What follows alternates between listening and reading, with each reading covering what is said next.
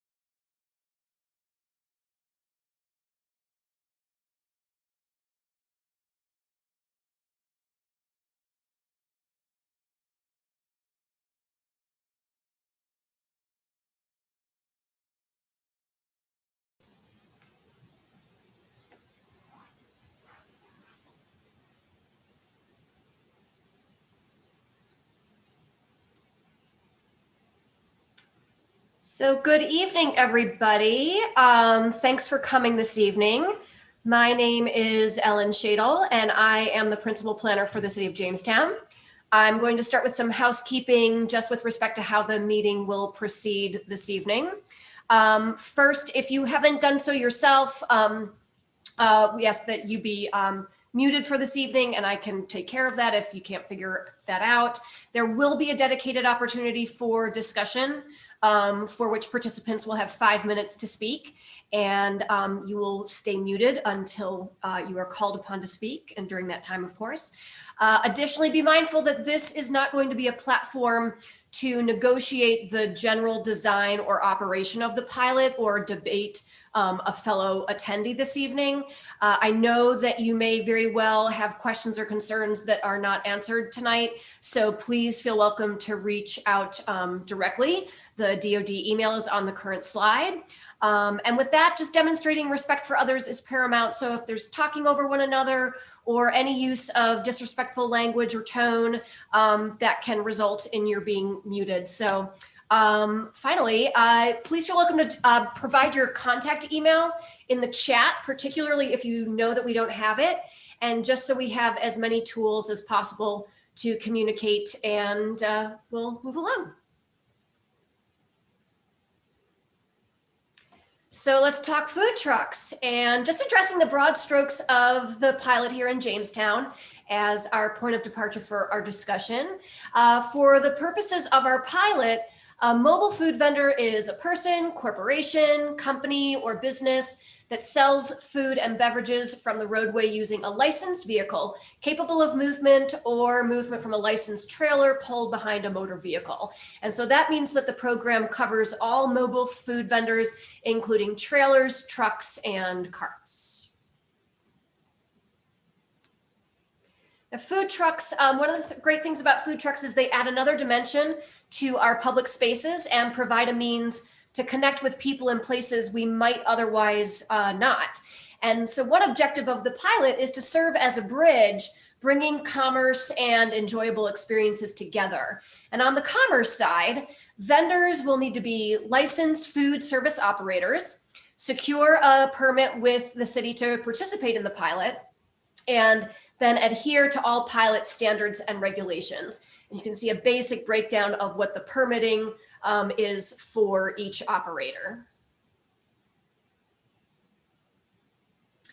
And then along with just general operations, the city looks forward to coordinating and collaborating with truck operators to promote their operations and affirm our support for the program.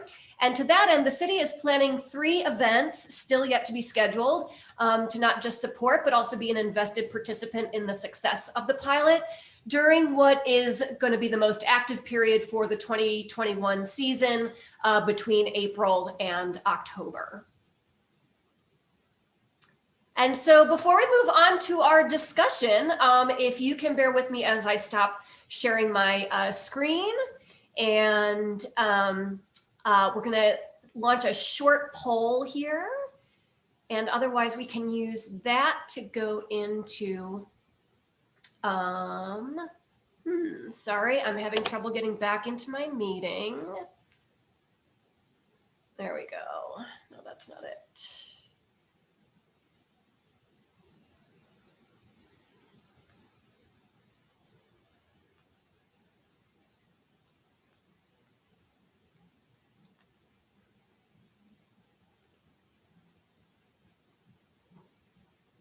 You might be on your next screen.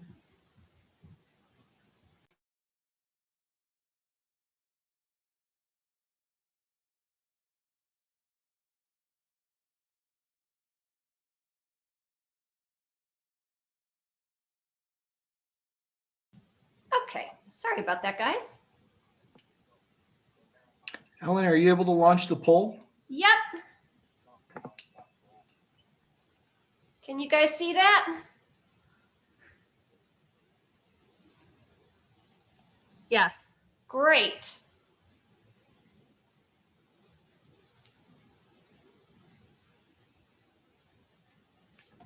And while you're making your way through that poll, is there anyone that is ready to kind of jump in with any thoughts that they have for this evening? I am unable to see the poll. Where would that be? Something that just popped up, like as a separate screen. I see everybody's lovely faces or their icons, but I see no. If you're using a phone, the poll won't work. But if you're on a computer, you should be able to hit the poll button at the bottom of your Zoom screen. Or it's at the top also. I will just not participate. I can't find it. Don't wait for me. It's not on my. I don't see anything. Tamu, this and anyone else on the Zoom, this poll will also be available electronically through a SurveyMonkey link, which we'll send out tomorrow.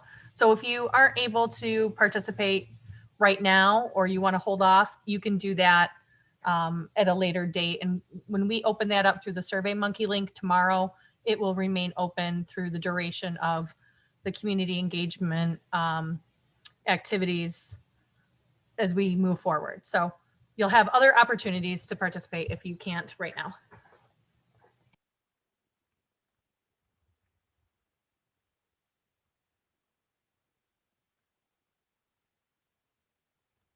All right, so I will reveal the poll results as we close tonight. Anyone have questions, comments, thoughts, ideas that they would like to speak about? Yes, this is Eric Hagelin with Four Below Haggie's Bar and Grill in Jamestown, New York. Thank you for inviting me into the meeting. I greatly appreciate your invite.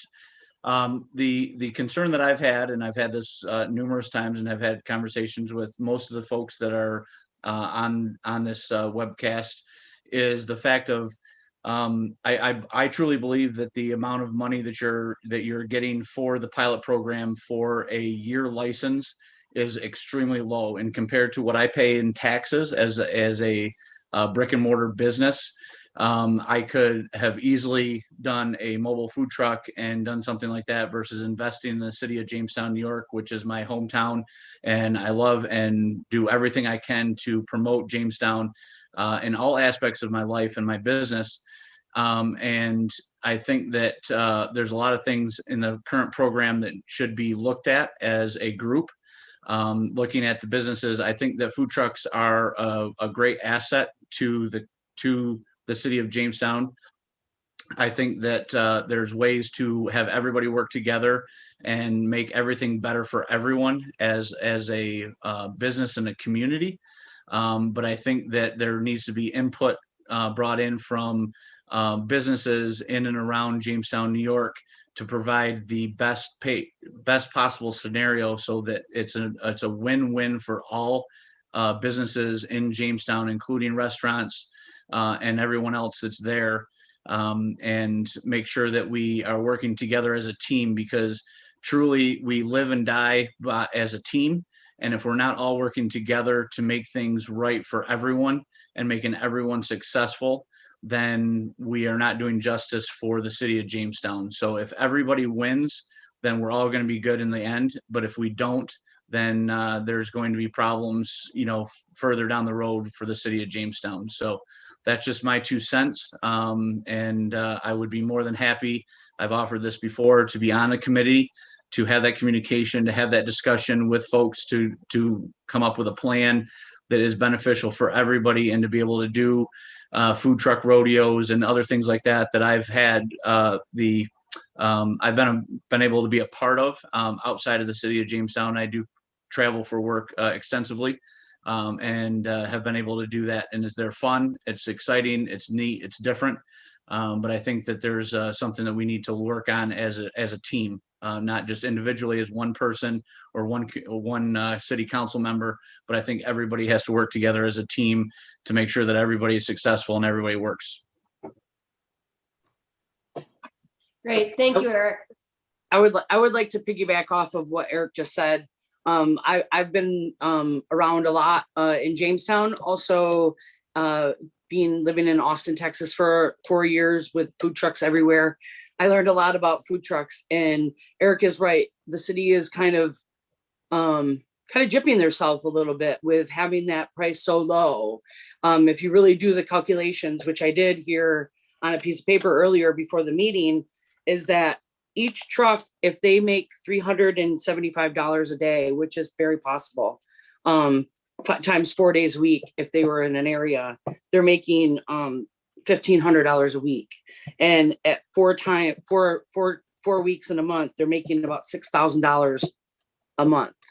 And then to round that out, if they have staff, they're paying maybe one staff member 16 hours a week, taking about $1,000 away from their $6,000 on top of their food costs, which would be about $1,750, leaving them with a total of like a little over $3,000 per month. That's kind of bonus, maybe not bonus because they do have other bills and stuff, but I think that $150 for someone for a year, which is what, about 8 months? Is that what the trailer pilot program is, about 8 months long?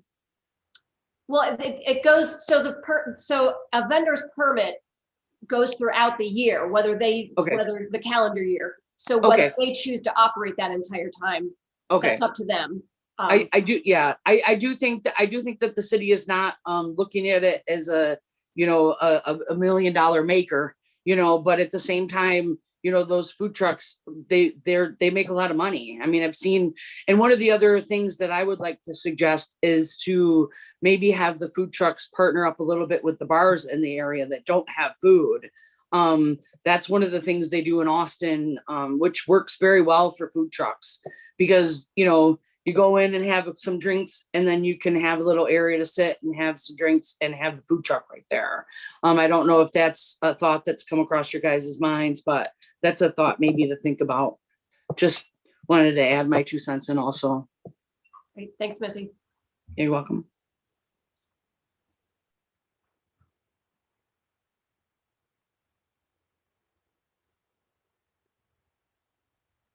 Anyone else with any thoughts to share tonight?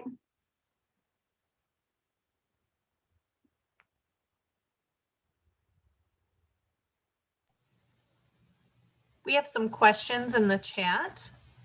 And a couple of comments. Okay. The first, why don't we start with the question about the permit? The question is, how much is the permit? There was a response, $100 to $300. It actually, for City of Jamestown registered food trucks, if you are registered as a business in the city, your permit fee is $150. And if you are outside of the city, it is $300. And then, I don't know, Ellen, if you want to read, and again, we're just taking the comments tonight. If you want to just read through the comments. Sure. There was a question about setting up art activities or some kind of booth or kiosk near the food trucks. Comment about location being key. The food trucks sound like a great idea as long as they are not hurting our local businesses also. Again, another comment about location, saying many areas that I've been to have so many food trucks but they don't allow them in areas where restaurants are common. They are typically in areas where food is scarce, so walkers and truck drivers have easier access. Oh, and a question about how many food trucks have participated in the pilot program. And Crystal, I don't know if you have any. So we launched the Record pilot inventory program of that. pretty late in the season last year. So we really didn't have an opportunity for food trucks to enlist and get their permit. So this will be really the first year that the food trucks will get their permits and will start to operate according to the guidelines as they've been set up. And we did have one food truck rodeo at the very end of the season last year. We had 3 food trucks that participated in that. So we're hoping to get a little bit more critical mass in this coming year, so we can really start to, see how it's working. Again, this is a pilot program, so making some changes, continuing to have these conversations is important. And in answer to the question if the permit deadline has passed, no, it has not. So are you guys going to come up with like a route for the food trucks, or is it going to be up to the person that gets the permit to ask where they need to be? Like for instance, there's a gentleman that runs a food truck. He lives in Celeron. He puts his business in Don's Car Wash's parking lot. He wasn't able to attend tonight because he's actually working tonight. Now, if he wanted to come into the city because he's Celeron, he would have to pay $300. But does he get, with that $300, what are his options? Like, is there a specific route that you're going to draw or areas that they can go? It's not so much a route, Missy, but again, it's location specific. So there's certain standards and regulations in terms of where those locations are. And then will there be like a certain ability for them to call in, or not call, but schedule that? Like, so say Alan wants to go sit at somewhere where it's not, where it is city property, correct? Mm-hmm. So it would be city owned property. They would have to say, okay, Ellen, okay, Crystal, we're going to go sit here today. Would that have to be like something that's scheduled way in advance or yearly, or how is that going to work? Yeah, so I can take that one, Ellen, if you Okay. want. When a permit is applied for and then granted, with that, the food truck operator is asked to submit where their locations would be. And then they have to redo that and resubmit that throughout the year, in accordance with if they're moving around. If they know that they're going to be in one specific location every Tuesday for the whole year and not change it, they can tell us that. They don't have to resubmit anything. Okay. If they want to change it every week, they're going to have to communicate that to us ahead of time, and hopefully they will give us a schedule, Right. Right when they submit their application. But that's one of the things that, as a pilot program, that we're going to work through. We don't know how it's right. It's one of those things that we anticipate that there will be bugs that we'll have to work through, Right. and it's kind of, that's where we are with it. Yeah. And so like if someone owns like a little cart, like, you had that little cart, push cart, they would have to remove that from the area every time unless they purchase that area, right? Like kind of like, for instance, Diana has that spot in that parking lot. So she pays extra on top of the permit. So is that going to be offered to everyone, or only is that separate from the pilot? So it's technically separate from the pilot, and the unique thing about that situation is Studio D has a brick and mortar location. Right. With the way the food truck pilot was set up, is any establishment that has a brick and mortar location has the ability to set up a food truck or cart directly in front of their business. Right. Because Studio D shares frontage with another business, They had to she go. requested to go into the parking lot directly across the street in order to not set up directly in front of that other business. Right. So that's a unique situation. If there are any other situations that are similar or like that, we would have to look at that individually, and work with the businesses involved to try to come up with the best solution. Kind of like I think Crown Street has a food truck also now, correct? So that they could set up in front of their brick and mortar unless they pay the permit, that they can move around, correct? Correct. Okay. Well, and to make another comment, and I apologize, you're probably gonna end up having to mute me because I will nonstop talk. So I apologize for that. But the other thing as well is with that is, the pilot program had rules and regulations in it. And I think that if there's rules and regulations within the pilot program, they need to be adhered to. And regardless of whether it's a brick and mortar establishment, that a mobile truck should not be left on city ordinances or within city limits for an overnight period of time. It should be mobile. That's the whole idea behind having a food truck and trailer system, is that it moves from point A to point B. The other comment that I would also have to say is, instead of letting the mobile vendors tell you where they're going to go and what they're going to do, is to designate a place for them to go. So Right. in the big cities that I've traveled to in my life, and I've been all over the United States, the successful food truck programs they have, at this location, and they're going to have, you might have 8, 10, 20, 30 people in mobile food trucks, but they know on Monday it's going to be at this location. So the people that want to have the mobile food trucks or be part of that program, they will go to that area.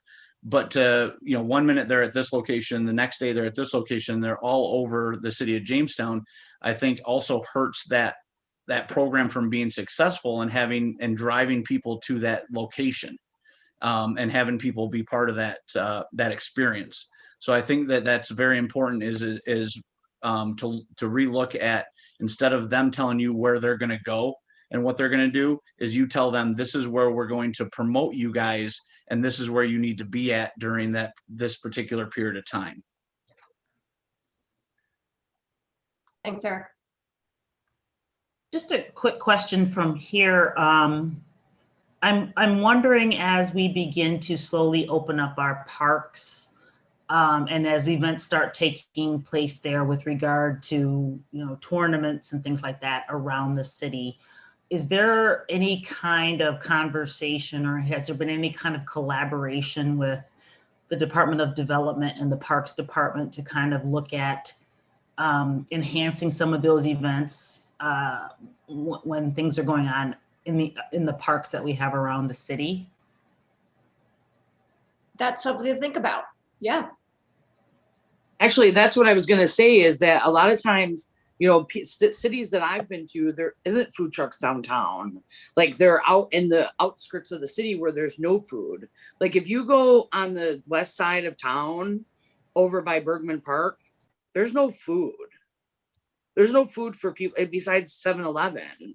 And if there were a couple food trucks periodically spaced in different places, people would go to them. And honestly, like, we've always talked about food deserts in this town for how many years, and this is a great way to get those areas, to get some different kinds of food cultures too.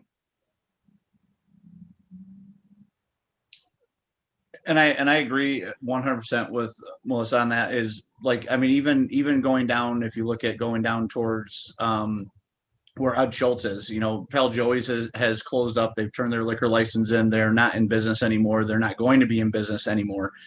And I know the folks down in that neck of the woods, a lot of their guys that work in fixed vehicles, they don't have time to come all the way into town and get something to go and then turn around and go all the way back. By the time they get back, their lunch break's over.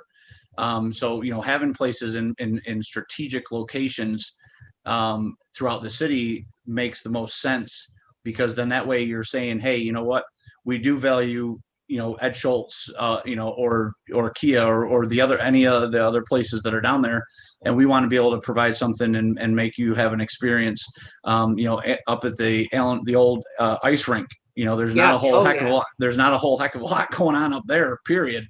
But they have a huge parking lot, and there's a lot of space up there to be able to house something like this. And I think that, again, having those types of options makes a lot of sense to make and again, it's all about making the city of Jamestown successful.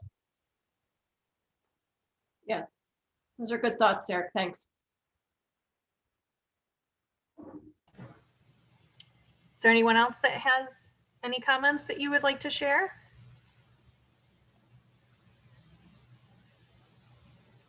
No?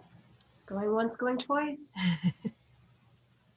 Well, you might be, again, meditating on one other thing to share. I will share the results of the poll. So with 78% of our attendees participating in the poll, 60% of attendees have eaten at a food truck outside of Jamestown, found it very good.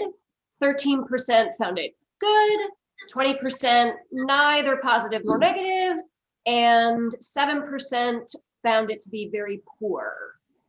In terms of food trucks within Jamestown, 20% very good, 27% good, 40% neither positive nor negative, 7% poor, 7% very poor. Of those likely to visit an area that offers a variety of options in dining experiences, excuse me, 27% strongly agree, 53% agree, 7% neither agree nor disagree, 0% disagree, 13% strongly disagree.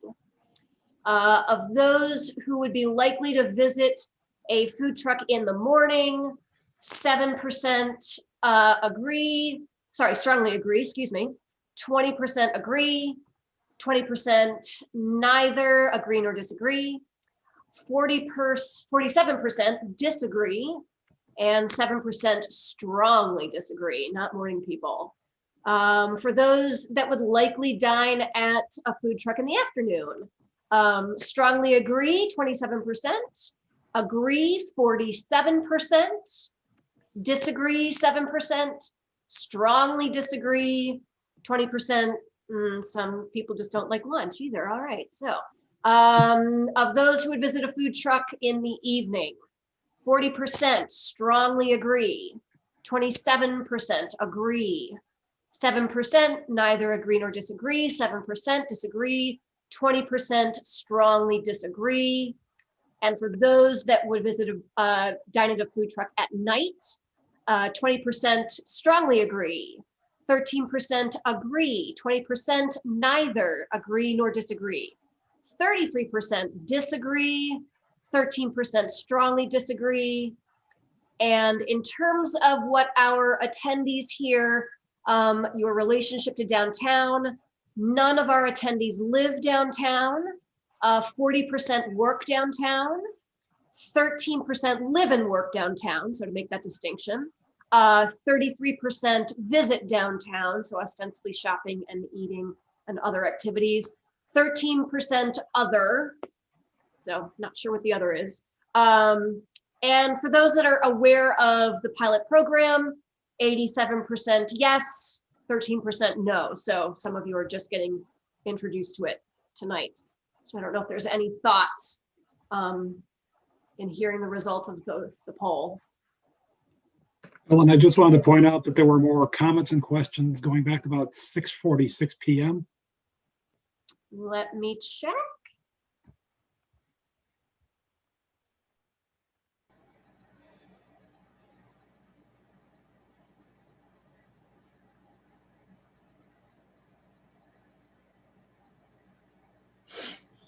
Oh, have there been any applications yet filed? Crystal, I don't know if you have insight on that. No, not yet. Okay. I did speak with one operator yesterday, I believe it was, and they are just getting ready to put in an application. So we have not received any applications for the current year. And then there was also a question right before that, if there was any data from the pilot program. Not yet, only because, like I mentioned before, it really didn't have an opportunity to have any participation last year because it was launched so late in the year. So we'll really take a close look at the data that is collected throughout this year and report that back to the community as we collect it. Okay. Question about, is there going to be a stipulation that if a food truck wants to place their truck in a location and there are restaurants nearby that are operating during that same time, do they have to get approval from those higher tax-paying restaurants?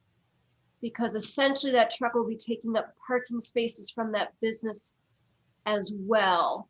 I'm not entirely clear on the, it's a location question, I think. But yes, there are stipulations in terms of where food trucks can operate in relationship to a brick and mortar. If I think that's answering the question. If not, Emily, just again, you can speak up again if it doesn't answer your question. Is it 125 feet, Ellen? Yes. It's 125 feet from the restaurant? Okay. Yeah. I think the question is more along the lines of, say, for example, the trailer that was in the parking lot next to Gialli's. And so if you wanted to pull in there as a customer, because there was no parking, but you were willing to pay the extra however much for parking, the person may just say, there's no place to park, I'm going to go somewhere else. So I think that might be a question that that I've been asked before as a council person, though. If somebody is taking up 4 or 5 parking spots, that's 4 or 5 customers that may not come into my restaurant. So that, I think that, if I'm understanding the question appropriately, that might be. Okay, so it might be a parking question, not a location question. Well, it might be. I mean, it just depends. Some people are used to walking a couple of blocks. Some people may say to heck with it. I don't want to walk 4 blocks or whatever. So I think, but that might be the question, is if that person is taking up the space, then should they be paying more? I think that's what it might be. I'm just kind of, that's how I read it. Yeah. But I guess I just wanted to say, while I still have the microphone, people's eating habits are different. I know my husband and I have older children, so we don't have to go out to eat with them. So eating in a restaurant is what we might do. When a family travels with small children, you have picky eaters. Let's go to the food truck. Let's make it quick. And so I think there's something for everyone if we can look at a strategic plan for that, and how that will be able to support families with small kids who might just want chicken tenders and can't get it at Forte, or people who want to go in and be served and have a nice dining experience. So I guess it just depends on what your eating preferences are and what if you're in the mood for something quick, or if you want to sit down and relax with some people and have a nice ambiance. So it's kind of hard to say that I think at this point in time, hurting the restaurants or helping the restaurants is kind of hard to say based on people's eating habits and patterns and things. So I definitely, thinking about what Eric said, there's a lot of things to consider. But hopefully, as our parks begin to open up and people begin to engage in a lot of the things that are going down there, and hopefully as the season goes on and we are able to increase a number of activities that we have that are family friendly in the city of Jamestown or in some of our parks and things outside of Jamestown, I think that's a great place for food trucks to really, showcase what they have. It's just me. I do just want to talk on what she just said. I think that if we had more locations, that were more spread out, parks and different things like that. I think that would be super beneficial, and I think the food trucks would be an added benefit to the city. But she did mention the location in the parking lot outside of Gialli's. If I'm correct, that is outside of Gialli's and Four Below. So that affects 2 restaurants there, 2 restaurants parking lot. And yes, that does talk about parking, but that does talk about, the customers that could be going there and different things like that. So once again, I think, the location would be an important factor to consider when, talking about these food trucks. I do think they'd be definitely beneficial to our city, but in the same sense, we don't want to hurt, the businesses that are established here, and especially with, everything that's been going on. I know a lot of people are hurting themselves, so we don't want to, put that into effect with adding all of this. Great. Thanks, Maggie. Ellen, can I talk? Doug Champ. Absolutely.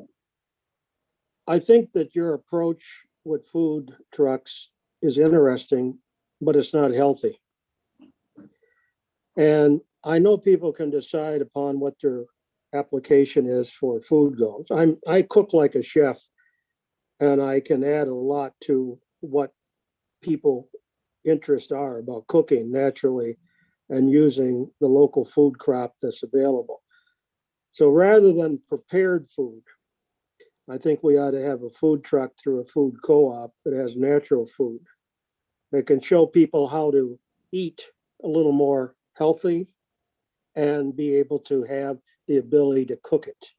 Now, I know everybody doesn't want to do this, but what you're advocating in this community is food trucks with added calories that count up over and over again to not healthy lifestyles.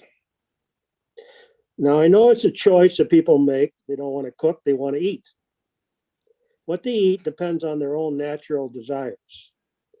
However, we're missing an opportunity with a food co-op and a food co-op truck that has the ability to provide produce that's fresh and reliable and show people how to cook. Now, I have a variety of ways to doing that. Am I going to take on a food truck? I don't know, maybe. We'll see. I can show you how to cook anything, pretty much, and use whatever is available to do that. You're not talking about any of this. What you're talking about is a lot of food coming in, people enjoying it, and then saying, well, that was easy. I don't go to fast foods. I don't eat out often. I cook, and everyone that comes to my house wants more. And I really want to change the dialogue of what you're trying to do about cooking and how we cook. And whether or not people want to eat what they're eating, that's their choice. But I think the medical history of showing how calorie intake and what we do eat leads to an unhealthy lifestyle. So that's my opinion. And I don't know whether or not you're going to do anything with it. And we can all go to food trucks. I personally don't go to food trucks, but that's not my decision to make upon others if they want to eat at food trucks. Great. Thanks, Doug. Let me try to catch up on some of these messages in the chat. So from Pete, comment from Pete, I think cross-promoting food trucks and brick and mortar restaurants should be considered. Many downtown restaurants are closed on Sundays and Mondays. Maybe food trucks could be promoted for those days.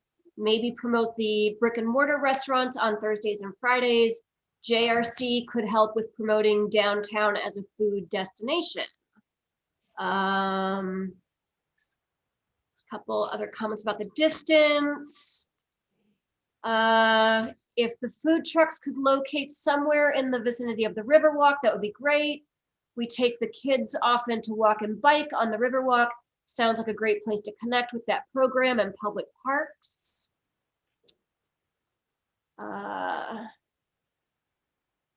Couple more comments advocating for our parks, which is great. Connect Parks and Food Trucks.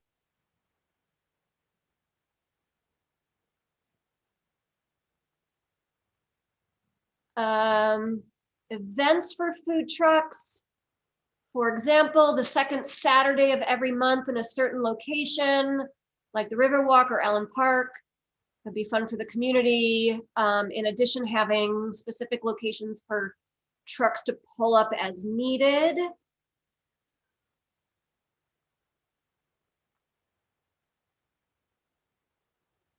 Okay, I think that kind of covers it. But some of those other comments were between attendees here in terms of an exchange among those here tonight. Yeah, have any other thoughts been prompted?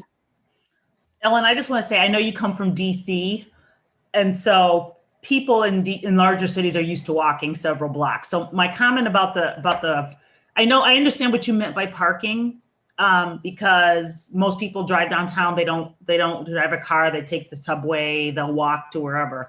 We are rather spoiled in this neck of the woods.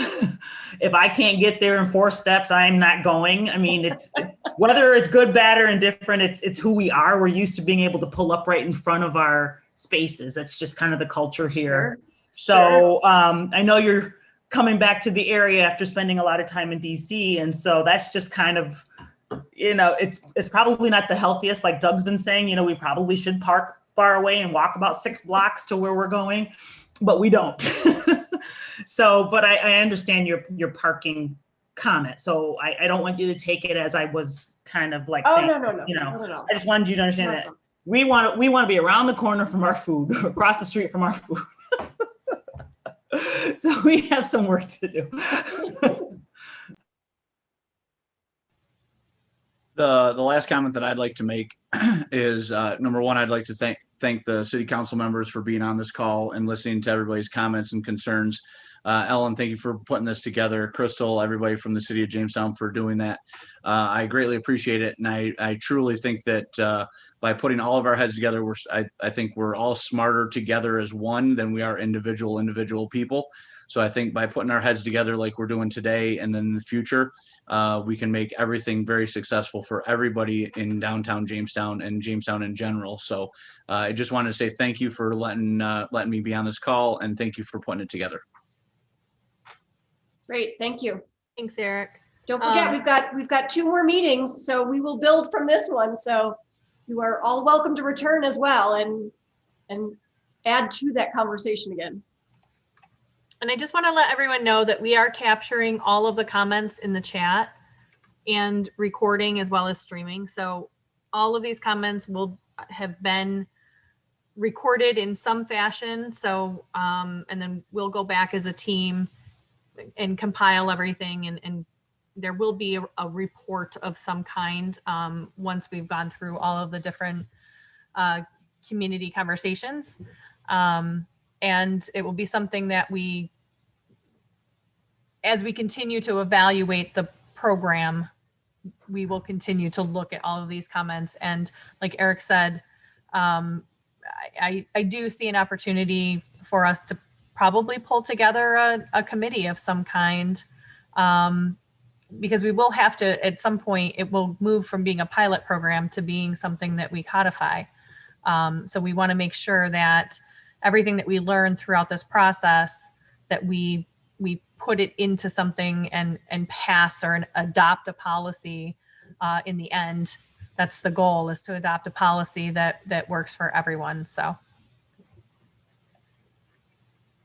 Great. Well, on that note, I'll officially close us up here for tonight. Thanks, everybody. Thanks, everyone. Thank you. Have a good night.